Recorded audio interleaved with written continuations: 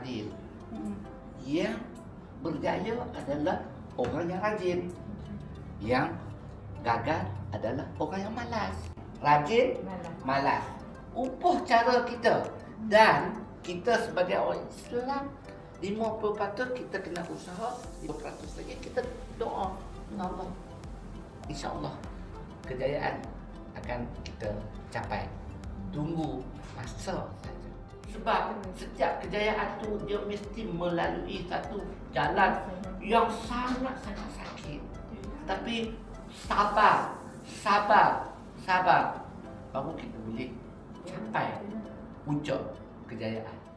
Kerja saja, usaha buat macam mana sekalipun, tetapi kalau ilmu, education tak mau ambil, aku hari Sabtu wajib tiap-tiap minggu aku kena mat.